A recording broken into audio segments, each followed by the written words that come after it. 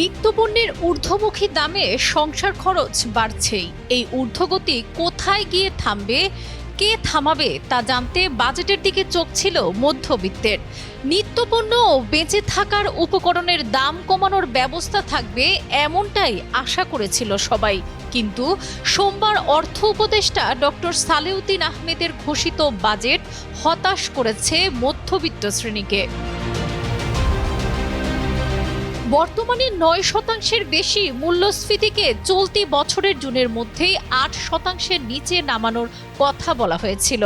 অর্থ বছর শেষেও এই মূল্যস্ফীতি কমিয়ে আনার ঘোষণা নেই। উল্টো IMF এর ঋণের শর্তের চাপে কর জিডিপি অনুপাত বাড়ানোর পরিকল্পনার অংশ হিসেবে ব্যাপক হারে নিত্য ব্যবহার্য পণ্যের ওপর কর আরোপ করা হয়েছে। এতে পকেট কাটা যাবে সাধারণ জনগণের। জীবনযাত্রার ব্যয় আরও বাড়বে। এই ব্যয় নির্বাহ করতে আয় বাড়ানোর বিকল্প নেই। তবে বর্তমানে দেশের মানুষের আয়ের চেয়ে ব্যয় বেশি। বাংলাদেশ পরিসংখ্যান ব্যুরোর তথ্য বলছে, মে মাসে দেশে মজুরি বৃদ্ধির হার ৮.21%।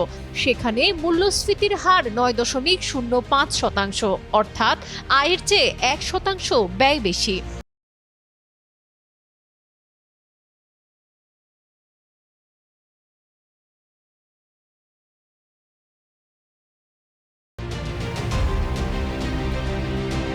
দু ২৫-২৬ অর্থ বছরের প্রস্তাবিত বাজেটে উচ্চ মূল্যস্ফীতি, ডলারের বেসামাল দরের প্রেক্ষাপটে মানুষের প্রকৃত আয় কমে যাওয়ায় বিষয়টি বিবেচনা করা হয়নি। আগামী ২ অর্থ বছরের জন্য করমুক্ত আয়ের সীমা বাড়ানো হয়েছে মাত্র ২৫,০০০ টাকা। ন্যূনতম করের ক্ষেত্রেও ঢাকা চট্টগ্রাম সিটি কর্পোরেশনের বাসিন্দাদের মতোই ৫,০০০ টাকা করে আয়কর দিতে হবে। পরোক্ষ করের মাধ্যমে রাজস্ব আদায় বাড়ানোর গতানুগতিক কৌশলে শিশুদের খেলনা, নারীদের প্রসাধনী, লিপস্টিক, দাড়ি কাটার ব্লেড থেকে শুরু করে হেলিকপ্টার, উড়োজাহাজ সব পণ্যের দাম বাড়তে পারে। বাসার নিত্য ব্যবহার্য সব পণ্য কিনতে গেলে আগের চেয়ে বেশি অর্থ গুনতে হবে। Blender, juicer, mixer, grinder, electric কেটলি, iron, rice cooker, multi cooker ও প্রেসার কুকারের ভ্যাট বাড়িয়ে দ্বিগুণ করা হয়েছে। বাসায় রান্না করার LPG সিলিন্ডার, LED বাতি, প্লাস্টিকের তৈজসপত্র, গৃহস্থালী সামগ্রীতেও দাম বৃদ্ধির খড়গ।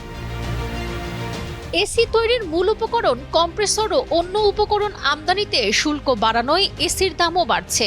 একই অবস্থা ফ্রিজের ক্ষেত্রেও। এমনকি মশা মাছির যন্ত্রণায় অতিষ্ঠ হয়ে মশা মারার ওষুধ কিনতেও দিতে হবে বাড়তি টাকা সরকারের কোষাগারে। বাসার নিত্য ব্যবহার্য জিনিসের আদলেই বাড়ানো হয়েছে গৃহ নির্মাণ সামগ্রীর দাম। শুল্ক করের প্রভাবে সিমেন্ট, লিফট, রড, বার, অ্যাঙ্গেল, স্ক্রু, নাট, বোল্ট ও টাইলসের দাম বাড়বে।